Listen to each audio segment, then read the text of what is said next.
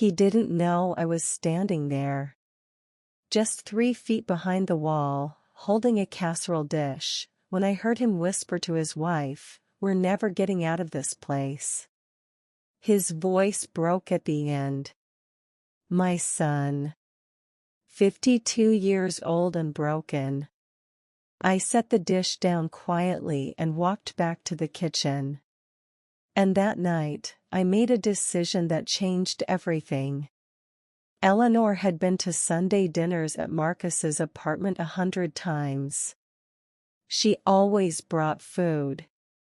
Always came early. Always stayed late to wash the dishes while the grandchildren fell asleep on the couch. That particular Sunday in January, she arrived a few minutes before she was expected. The door was unlocked. It always was for her. She stepped inside quietly, not wanting to wake the baby from her nap. She heard their voices before she saw them. Marcus and his wife, Dana, were standing in the kitchen. Talking low. The kind of low that means it's serious. Eleanor stopped.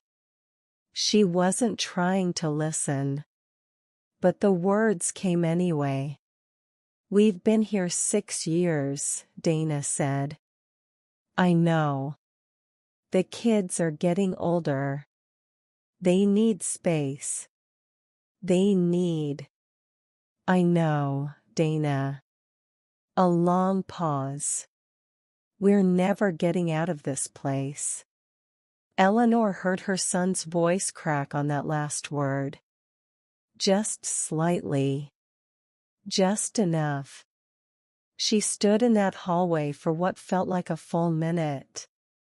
The casserole dish grew heavy in her hands. She turned around, walked back to the kitchen, and set it down on the counter without a sound. She didn't say anything at dinner. She laughed at the grandchildren's jokes. She complimented Dana's new curtains. She hugged Marcus a little longer than usual when she left. But on the drive home, alone in the dark, she cried the whole way. And somewhere between the highway exit and her front door, she made up her mind. Eleanor had lived in the same house for 31 years. The one she and her late husband Robert had bought together when Marcus was just a toddler. Robert passed in 2019, a heart attack, quick and cruel, and since then, Eleanor had been managing alone. She didn't complain. That wasn't her way. Her Social Security check came on the second Wednesday of every month. She paid her bills, bought groceries, kept the lights on. Some months were tighter than others. She clipped coupons. She kept the thermostat low in winter and used fans in the summer. Small sacrifices. Ones she never mentioned. Marcus had grown up watching his parents struggle. He'd vowed his own life would be different. He'd worked hard, construction management, long hours, decent pay. But the rental market had swallowed them whole. Every year, the rent went up. Every year, a down payment felt further away. He loved his mother. That was never in question. But shame has a way of making people go quiet. He started visiting less. Called more instead of coming over. Eleanor noticed. She didn't push. She understood shame. She'd lived inside it before. What Marcus didn't know, what no one knew, was that Robert had left something behind. A coin collection he'd spent 40 years building. Stored in a cedar box in the bedroom closet, wrapped in velvet. Eleanor had never touched it after he died. It felt too much like erasing him. But that January night, she opened the closet. She lifted the lid of the box. She looked at those coins for a long time. Then she picked up the phone and called an appraiser. The coin collection appraised at just over $19,000. Eleanor sat across from the appraiser, a young man, kind eyes, and kept her hands folded in her lap so he wouldn't see them shaking. She sold every piece. Then she called the insurance company. Robert had taken out a small whole life policy back in 1987. Eleanor had forgotten about it almost entirely. The cash value had grown quietly over the decades, the way good things sometimes do when nobody's watching. Another $11,400. She opened a separate savings account that week. Told no one. For the next 8 months, she lived even smaller than before. She stopped buying the good coffee. She canceled the one streaming service she used. She ate more beans and rice. More soup. She turned the thermostat down 2 more degrees and wore an extra sweater. Every dollar she didn't spend went into that account. She didn't feel sorry for herself. She felt something closer to purpose. Like she finally knew exactly what she was supposed to be doing with whatever time she had left. The grandchildren came by on weekends sometimes. She baked with them. Let them watch cartoons. Smiled at everything they said. But when they left and the house went quiet again, she'd sit at the kitchen table with a notepad and do the math one more time. Was it enough? Almost. She called her friend Patricia, a retired schoolteacher who'd recently gone through a similar process with her own daughter. Patricia knew a realtor, a woman named Carol who specialized in first-time buyers. Eleanor called Carol on a Tuesday morning in September. "I'm not buying for myself," Eleanor said. "I'm buying for my son. He doesn't know. Can we make that work?" There was a pause on the line. "Yes," Carol said softly. "We can make that work." October was the hardest month. Marcus called less. When he did call, the conversations were short, updates about the kids, a joke or two, a quick goodbye. Eleanor could hear the exhaustion underneath every word. Dana had gone back to work part-time. The baby was in daycare now. Every week felt like a treadmill they couldn't get off. Eleanor wanted to tell him. A dozen times, she almost did. But something stopped her. Maybe she was afraid he'd refuse. That his pride would make him say no, that he'd insist she keep the money, that it would cause more damage than good. Marcus had always been proud. Even as a little boy, he'd hated accepting help. So she kept quiet. She let him think she was just Grandma Eleanor. Retired. Content. Getting by. Meanwhile, Carol found a house. 3 bedrooms. Good school district. Small backyard with a maple tree in the corner. 47 years old but solid, new roof, updated plumbing. The kind of house that asks you to love it a little and promises to love you back. The down payment was $28,500.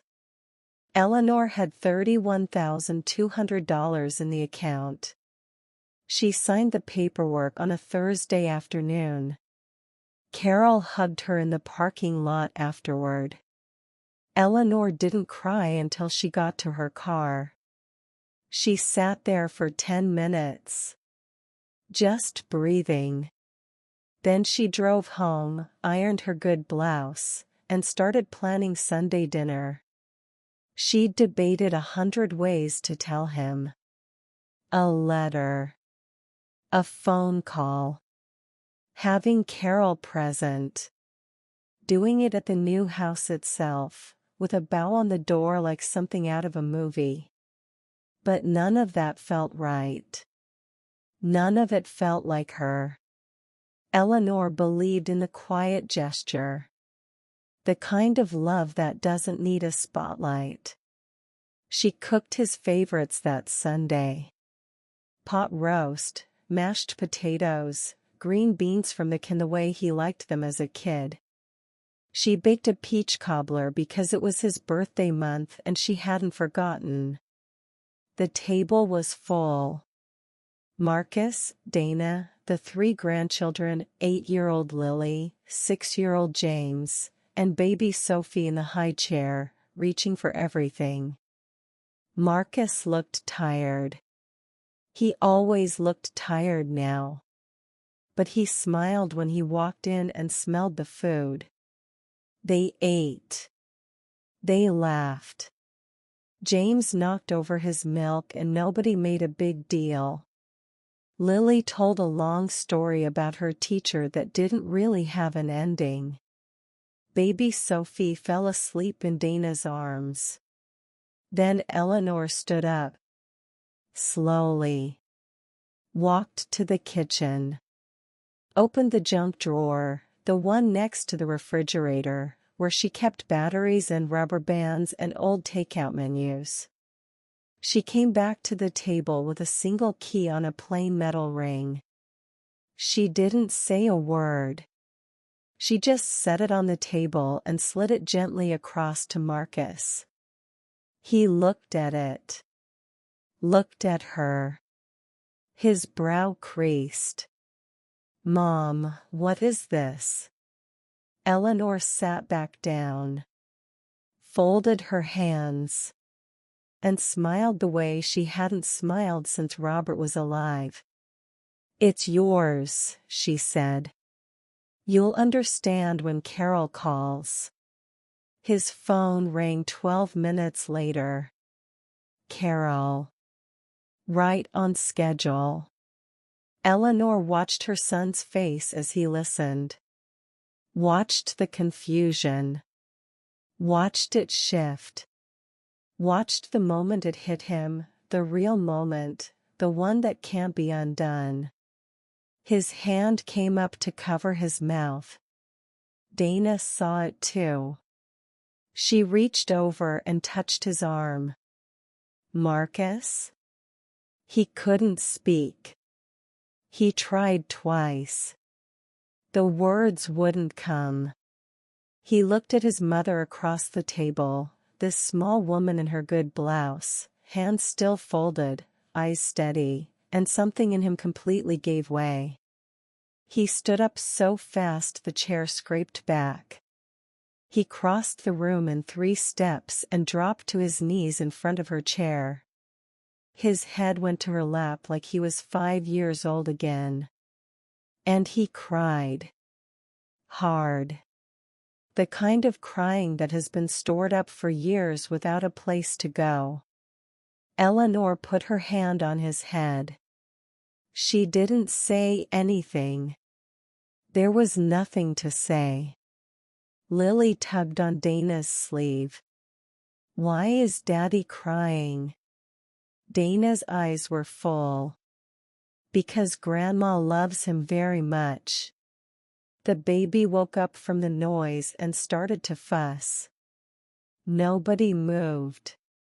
Nobody rushed to fix it. For just that 1 minute, the whole room let itself feel everything at once. They drove to the house together that evening. All of them. Carol had left the door unlocked. It was a cool October night. The maple tree in the backyard had gone orange and red. The porch light was on. Marcus stood in the front yard for a long moment, just looking at it. Dana stood beside him with the baby on her hip. Lily and James ran up the porch steps immediately, already deciding whose room was whose. Eleanor stayed back by the car. Marcus turned around and looked at her. He didn't say anything. He walked back, took her hand, and walked her up to the porch. They sat on the front steps together while the kids explored inside. The neighborhood was quiet. A dog barked somewhere. Leaves moved in the wind. "You didn't have to do this," he finally said. "I know," she said. "Dad's coins." Yes. He was quiet for a long time. He would have wanted this. "I know that too." They sat there until the kids came back out with their shoes off, running in socks across the porch, too excited to stand still. Eleanor looked at that house. At those children. At her son's face, the exhaustion finally lifting. She thought about Robert. About that cedar box. About all the years he'd quietly saved and dreamed. This is what it was for, she thought. This exact moment. Eleanor never told the full story publicly until her granddaughter Lily, now grown, asked her about it at a family dinner years later. "Grandma, how did you know it was the right thing to do?" Eleanor thought about it for a moment. "Because I'd been waiting for a reason to be brave," she said.